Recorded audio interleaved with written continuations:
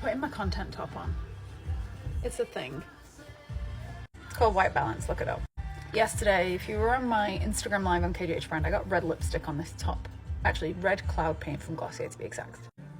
Anyway, I did my friend Ash Walker's trick that she told me about, which is to take some Dawn or Dial dish soap or whatever and just rub it into that area where the lipstick was, put it in the washing machine, and it literally is invisible. Okay, so I've eaten lunch, I've run around the house doing a little bit of errands, my makeup has melted away a little bit and it's become a little bit less defined in areas. So the first thing that I'm going to do is apply my lipstick. It's now 3:15, so I'll probably do one more touch up before I leave. Might just be powder though. This is like the refinement of the look. I hate sometimes when lipsticks too wide of an imprint there. And just reminder that I didn't do any skincare under any of this makeup. I also didn't really use any highlighter. I just used what was left in the brush from yesterday. So I had a tiny bit of serum in there, but not enough to do this. This is just living. So I'm actually going to substitute my concealer now for a more matte finish concealer based on what my skin is doing. So the first concealer that I used earlier was the Shiseido Synchro Skin. Now I'm sort of going in instead with the NARS Soft Complete Matte and just building my coverage with this a little bit because it's going to give me a little bit more coverage, but it's also going to give me a little bit more shine control because it's matte. I'm simply just going to take the brush that I used to blend some of the cheek color that I have on. It was kind of a bit of these two actually that I used. I used this one and I used this one, so I'll sort of use both. Okay, so I didn't take any fresh blush, I just used what's in the brush. Always use what's in the brush. Now the lip is feeling a little bold, so I'm just going to pull it back with this pencil. Number 1 from Nabla.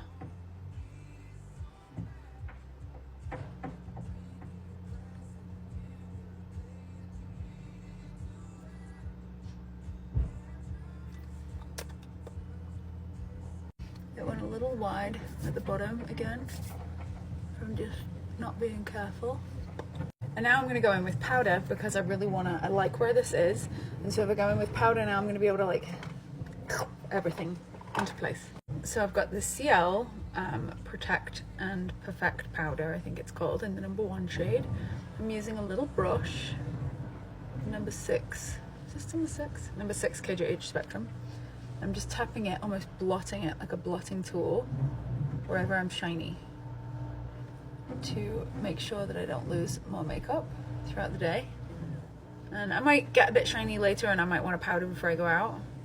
I'm really gonna have to force myself to go out today because I'm so tired and just a little bit like not in the mood, but I feel like I should because I haven't been to an event for literally months. And it's always so nice to see fellow friends. Like I know David Lopez is probably going, my friend Ellie is going, my friend Isabel and Aya. I mean, there's so many people that are going, so it'll be really nice to see them. And my friend Becca, who does the PR for the brand.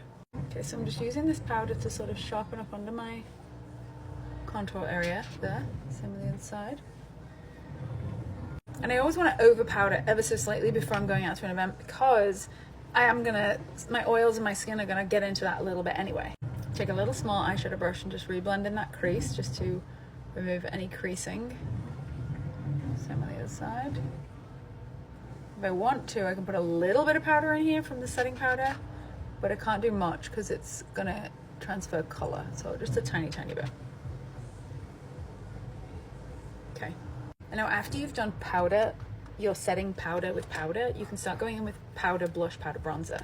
That's the best time in which you should do that because you will be in control of how the textures sit onto your face. So this is the Nabla Skin Glazing Powder in Lola. I love these. They're like a shimmery pearl powder and it's sitting beautifully over the top of everything else that I've got on. And this is the Lancome Lumiere 01 Bronzing Powder, and I'm going to do that with a big brush. This is a blush brush from Jones Road, but I would never use this for blush because it's too big for me for blush. But I do like it for bronzer. Okay, so I've got like a nice primed layer, your creamsy priming layers, powder to set the creams, and then powder versions of the same colors to set it all in and make it a bit more bold. With makeup, what you're always trying to do is provide contrast from different areas to one another, from different parts of the skin to other areas of the skin, and so on and so forth. And that's part 3. I will maybe do a part 4 if I have time before I leave. Just using a little bit of this powder over the lip. And I actually just realised I barely drank any water today. That's probably why I'm tired. The end.